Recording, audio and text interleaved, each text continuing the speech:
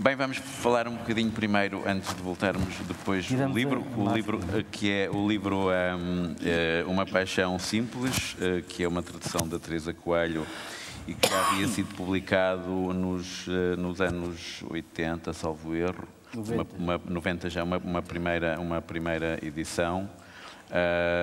E agora Livros do Brasil, que é uma chancela da Porta Editora, retomou essa tradução e o livro foi para as livrarias esta semana, já podem encontrá-lo.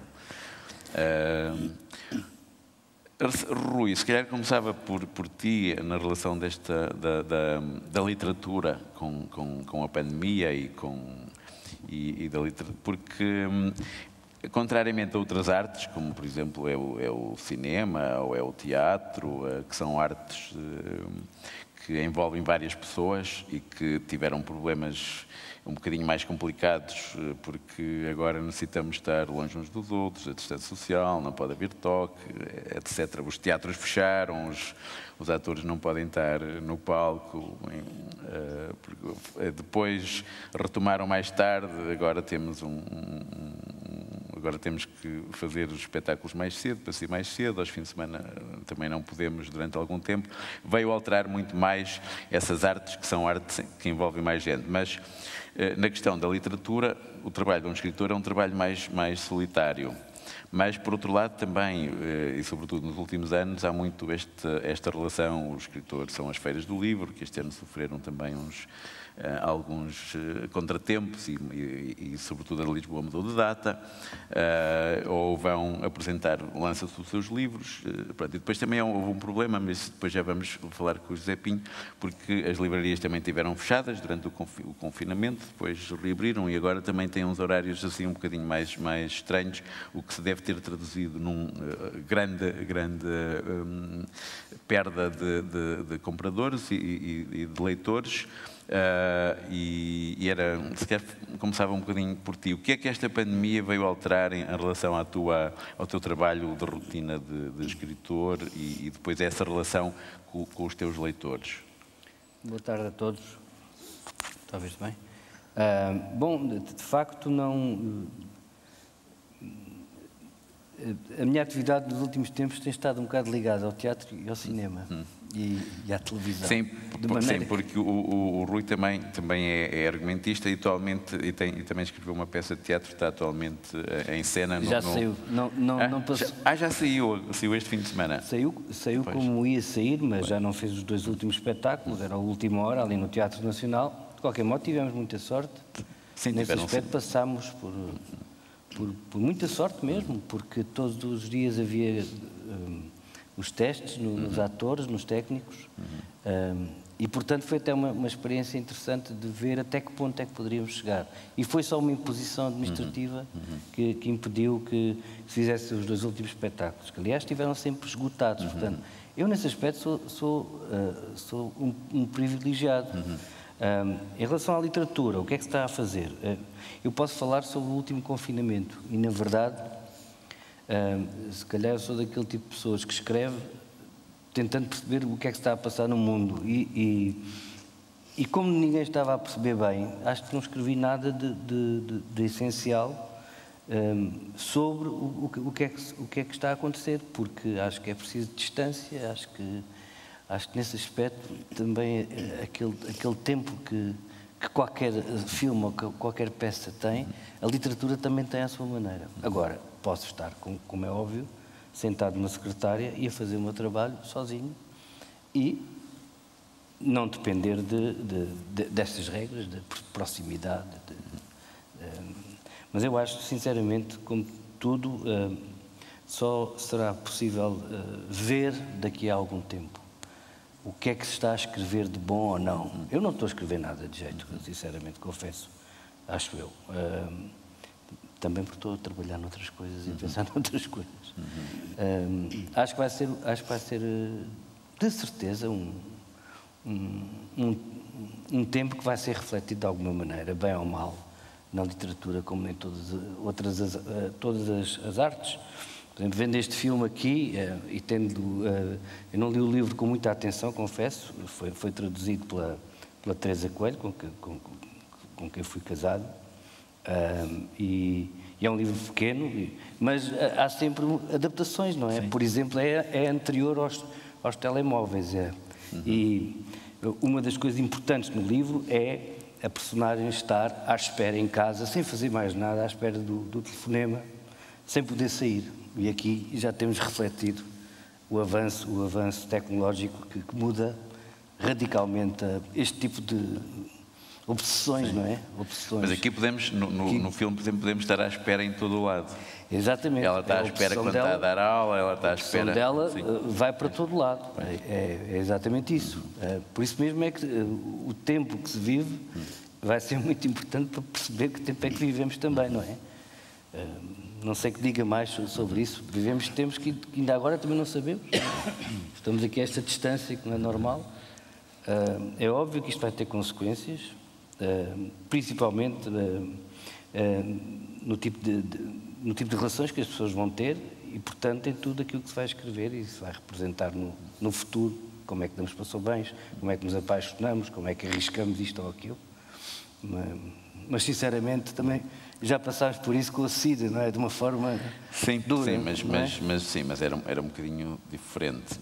Porque agora é praticamente o mundo inteiro e todas as pessoas. E na altura não tinhas bem essa sensação. Claro. Porque era um bocado diferente. Agora sim, é verdade, há uma vantagem quem escreve, óbvio. Poder escrever.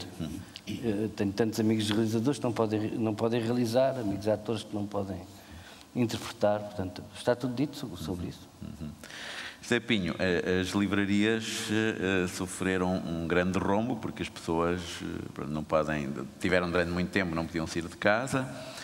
Por exemplo, lembro-me que havia, eu não sei se era na Alemanha toda, mas por exemplo uma cidade como Berlim, as livrarias podiam estar abertas também porque os livros eram considerados um bem de primeira necessidade. Aqui não.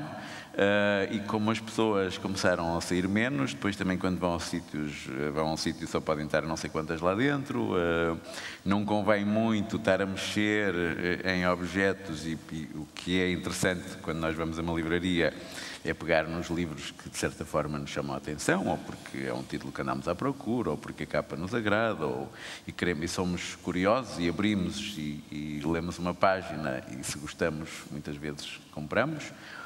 E tudo isso agora momentaneamente desapareceu. Aliás, aconselham-nos a não fazer.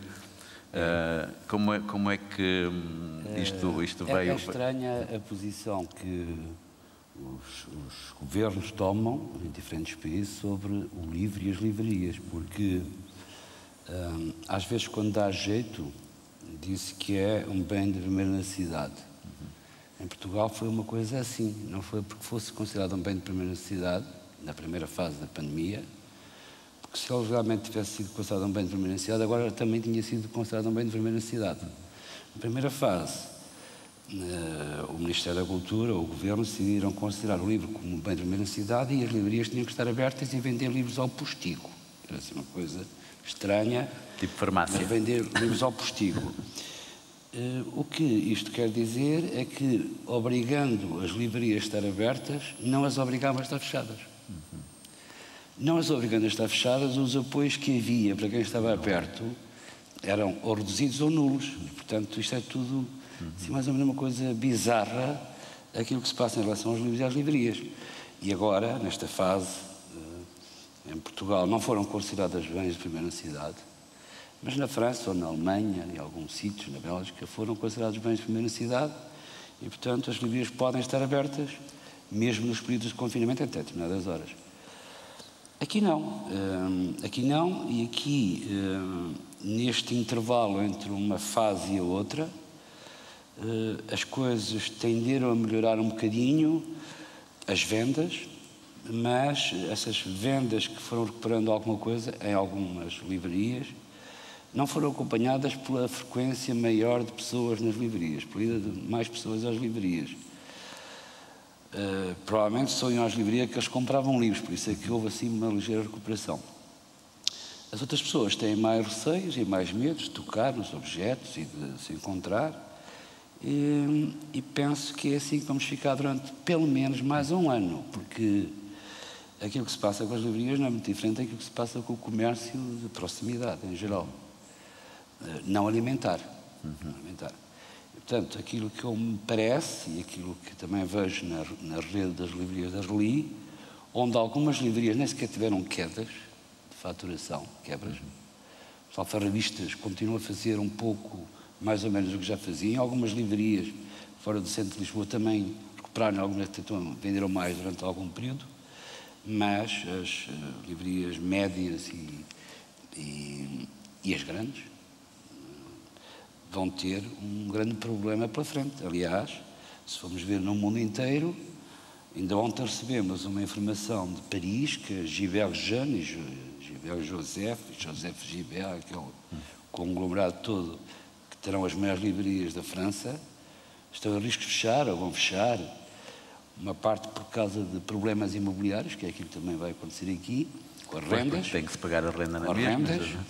E outra parte também por causa do confinamento. Eu quando digo que é por causa do confinamento, porque à parte dessa, já a Shakespeare & Company tinha anunciado que ou angariavam um conjunto enorme de fundos, de amigos, ou também fecharia, ou a Strand em Nova Iorque, que também ou angariam uma quantidade enorme de fundos, ou fecha, ou a própria Lei Devagar, que também está a fazer um aumento de capital, pediu empréstimos, e se não vier esse dinheiro que permita que estes estabelecimentos e as livrarias em particular se aguentem até ao fim do ano que vem, de 2021, que é aquilo que eu acho que vai acontecer,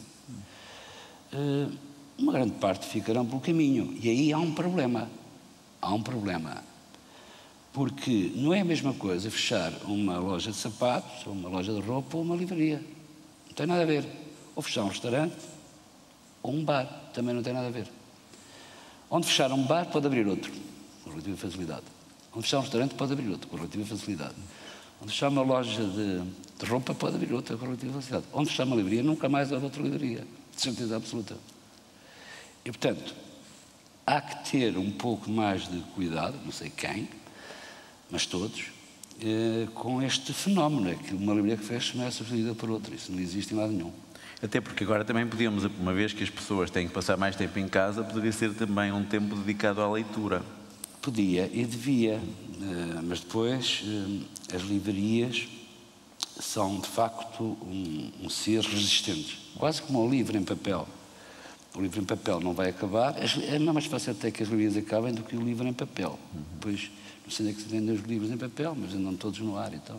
Hão de chegar à casa das pessoas, ou à mão das pessoas. Mas, de facto, temos aqui um grande problema para resolver e eu não sei como é que ele se vai resolver. E o ritmo, as editoras também vieram a alterar o ritmo do lançamento das edições? Travaram edições um bocado... Eu ontem estava a participar numa conferência, num festival literário, onde estávamos a conversar sobre esse tema dos lançamentos dos livros, por exemplo, ou da presença dos escritores em lugares físicos.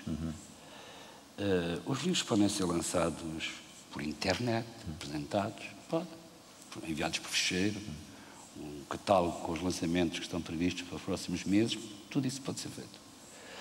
Agora, os autores também podem participar nos Zooms, ou nos streamings, ou nessas coisas todas.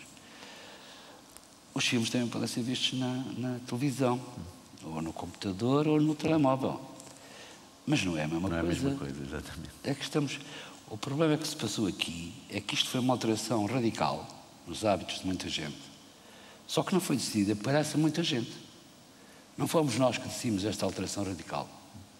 Portanto, ela nunca vai dar bom resultado. Este é o que eu acho. Isto é exatamente isto que eu acho. Se fôssemos nós a ter decidido nós, a população, uma parte, os iluminados do povo, fosse quem fosse, ou os políticos, ou os governantes, a decidir que agora vamos mudar para ali, com algum substrato ou com alguns argumentos, até poderia acreditar que podia haver uma mudança, não radical, mas uma mudança substancial nos hábitos das pessoas, que aliás foi o que muita gente pensou na primeira fase da pandemia, é que isto ia mudar para melhor. Só podia mudar para melhor, porque já estava tão mal, mudar só podia ser para melhor. Não mudou nada, manteve-se tudo ou piorou alguma coisa. E, portanto, como não fomos nós a decidir estas alterações, os resultados que aqui advirão não vão ser grande coisa, não. Não vão ser alterações que nós possamos aplaudir e concordar. Duvido. Mas, independentemente de não termos sido nós ou termos sido, o que é facto é que veio uma peste, e a peste é que alterou. Portanto, uma alteração que é motivada por uma peste, que é uma coisa ultra negativa, nunca pode ser uma coisa boa. E, portanto, nós vamos ver se conseguimos vencer a peste, aguentar a peste, até que ela se vá embora e nos deixe sossegados e descansados para então retomarmos os nossos ritmos, a nossa atividade normal, porque o livro, os filmes não têm cheiro, mas as pessoas na sala têm cheiro e peso e tato. Os livros também têm cheiro e peso e tato. E as pessoas também cheiram a sovaco, cheiram a chulé, há muitos cheiros, e cheiros agradáveis, cheiram mal da boca, cheiram bem. E essas sensações só se podem ter presencialmente. Não há maneira de se ultrapassar esta parte física, os contactos físicos entre os leitores, os autores, as pessoas em geral, o contacto físico com os livros e o contacto físico com os assentos das cadeiras. Não há volta a dar. Agora, há aqui um intervalo, houve aqui uma interrupção, uma suspensão, que se pensava que podia ser 2 ou 3 meses, mas que não vai ser menos que 2 ou 3 anos. E essa resistência é que tem que ser procurada e os apoios para quem não conseguir resistir por si têm que aparecer, sob pena de desaparecer tudo. Obrigado. Nós já não temos muito tempo por causa de uma sessão que vem a seguir e agora também há pronto, aí as regras de limpeza das salas. Eu acho que ia pedir à Catarina para nos fazer a leitura. Este livro está já à venda nas livrarias e as pessoas, eu aconselho, e a tradução é magnífica, que vão mesmo comprá-lo às livrarias.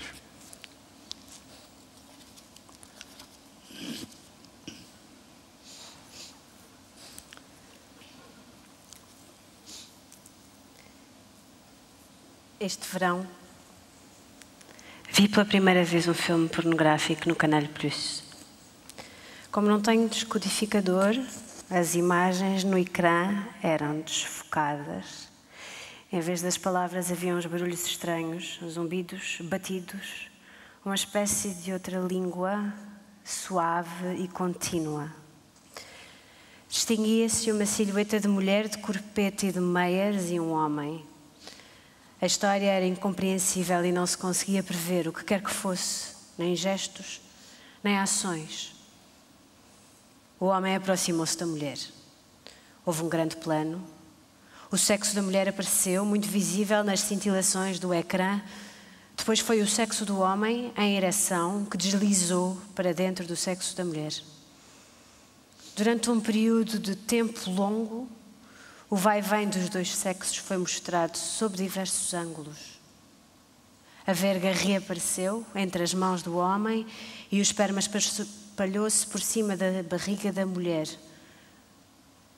Com certeza que uma pessoa se habitua a esta visão, mas da primeira vez é perturbante. Já passaram séculos e séculos, gerações e gerações, e só agora é que se pode ver isto, um sexo de mulher e um sexo de homem a unirem-se, o esperma. Não se podia olhar sem quase morrer e agora é tão fácil de ver como um aperto de mãos. Pareceu-me que a escrita devia tender para isso, para a impressão que provoca a cena do ato sexual, a angústia e o espanto, uma suspensão do juízo moral. A partir do mês de setembro do ano passado não fiz mais nada a não ser esperar um homem.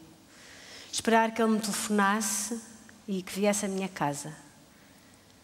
Ia ao supermercado, ao cinema, levava a roupa à lavandaria, lia, corrigia provas. Comportava-me exatamente como antes, mas sem uma longa habituação a esses atos. Teria sido impossível. a não ser com um esforço assustador. Era principalmente quando falava que eu tinha a impressão de viver por impulso. As palavras, as frases, até o riso, formavam-se na minha boca sem uma efetiva participação da minha reflexão ou da minha vontade. Eu, aliás, já só tinha uma recordação vaga das minhas atividades, dos filmes que tinha visto, das pessoas que tinha encontrado. O conjunto do meu comportamento era fictício. As únicas ações em que eu empenhava a minha vontade, o meu desejo, e algo que deve ser a inteligência humana, prever, avaliar os prós e os contras, as consequências, tinham todas uma relação com esse homem. Ler no jornal os artigos sobre o país dele, e ele era estrangeiro. Escolher a roupa e a maquilhagem, escrever-lhe cartas, mudar os lençóis e pôr flores no meu quarto, tomar nota daquilo que não me devia esquecer de lhe dizer da próxima vez, daquilo que poderia interessar, comprar whisky, frutas e iguarias diversas para a noite que passaríamos juntos e imaginar em que sala faríamos amor quando ele chegasse. Nas conversas, os únicos temas que passavam através da minha indiferença relacionavam-se com esse homem, com o que fazia, com o país de onde vinha, com os sítios onde tinha ido. A pessoa que estava a falar comigo nem suspeitava que o meu intenso interesse súbito por aquilo que me dizia não tinha nada a ver com a sua maneira de contar. Era muito pouco por causa do tema em si, mas prendia-se sim com o facto de que um dia, 10 anos antes de eu ter conhecido A, numa missão em Havana, tinha entrado precisamente nessa boate, o Fiorendito, que, estimulada pela minha atenção, essa pessoa me descrevia como uma grande abundância de pormenores. Quando lia, as frases que me faziam parar também eram sobre as relações entre um homem e uma mulher.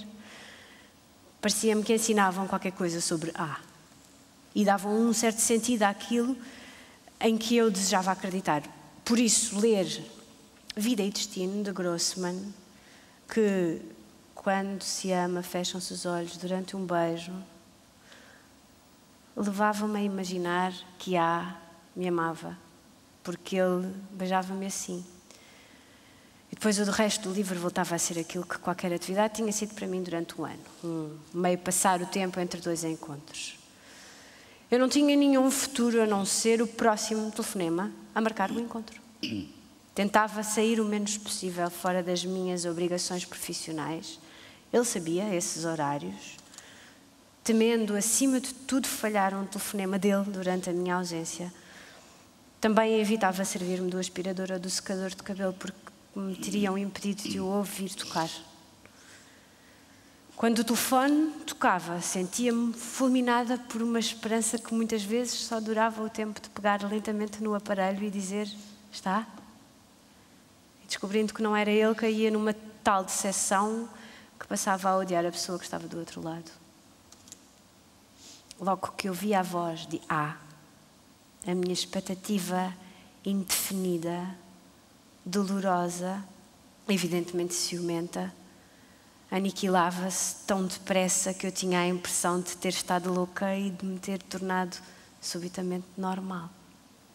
Sentia-me chocada pela insignificância, no fundo, dessa voz e pela importância desmedida que tinha na minha vida. Se ele me anunciava que chegava dentro de uma hora, uma oportunidade, ou seja, um pretexto para se atrasar sem a mulher suspeitar de nada, eu entrava noutro tipo de expectativa, sem pensamento, sem desejo sequer, ao ponto de me perguntar se teria algum prazer no sexo, cheia de uma energia febril para tarefas que eu não conseguia ordenar. Tomar um duche, tirar os copos, pintar as unhas, passar a esfregona, já não sabia quem esperava. Era apenas engolida por esse instante, cuja aproximação sempre me encheu de um terror sem nome, em que ia ouvir o carro travar, a porta bater, os passos na entrada de cimento. Aquilo só durava umas horas. Eu tirava o relógio de pulso mesmo antes dele chegar. Ele não tirava o dele e eu receava o momento em que o consultasse discretamente. Quando eu ia à cozinha buscar gelo, olhava para o relógio que estava pendurado por cima da porta. Já só faltam 2 horas, 1 hora, ou daqui a 1 hora eu estou aqui e ele já se foi embora. Perguntava a mim própria, admirada, onde é que está o presente? Antes de sair, ele vestia-se pausadamente, eu via-o abotoar a camisa, calçar as meias, enfiar as cuecas, as calças, ver-se ao espelho para fazer o nó da gravata. Na altura em que vestisse o casaco, estava tudo acabado. Eu já era só tempo a passar através de mim.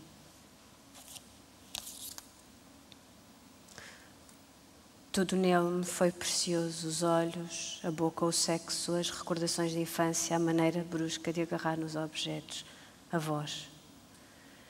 Quis aprender a língua dele, conservei, sem o lavar, um copo por onde ele tinha bebido. Desejei que o avião no qual eu voltava de Copenhague se despenhasse, caso eu nunca mais pudesse vê-lo. Coloquei a fotografia no verão passado, em Pádua, sobre a parede do túmulo de Santo António, com as pessoas que carregavam num lenço, num papel dobrado com as suas súplicas para que ele voltasse. Que ele tenha merecido ou não, isso não faz, evidentemente, sentido nenhum. E que tudo isto comece a ser-me tão estranho como se tratasse de outra mulher, não muda nada quanto a isto. Graças a ele, aproximei-me do limite que me separa da alteridade, a ponto de imaginar, por vezes, ter passado para o outro lado. Medi o tempo de outra maneira, com o corpo todo.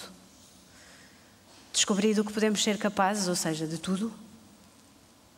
Desejos sublimes ou mortais, ausência de dignidade.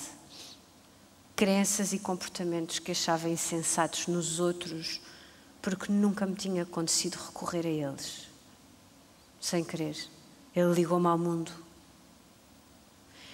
Ele tinha-me dito, não vais escrever livro nenhum sobre mim, mas eu não escrevi um livro sobre ele, nem sequer escrevi sobre mim. Transformei simplesmente em palavras que ele não vai ler, sem dúvida, que não lhe são destinadas aquilo que a sua existência só por si me trouxe. Uma espécie de dádiva invertida. Quando eu era criança, para mim o fluxo eram casacos de pele, vestidos compridos e vivendas. Quando eu era criança, para mim o luxo eram casacos de peles, vestidos compridos e vivendas à beira-mar. Mais tarde pensei que fosse ter uma vida de intelectual. Agora parece-me também que é poder viver uma paixão por um homem ou por uma mulher.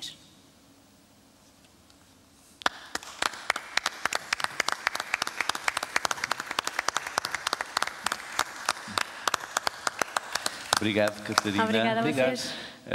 Obrigado a todos, obrigado Rui, obrigado José Pinho, e vamos nos encontrando por aqui, venham às sessões. Só dar os parabéns por terem mantido, isto é preciso.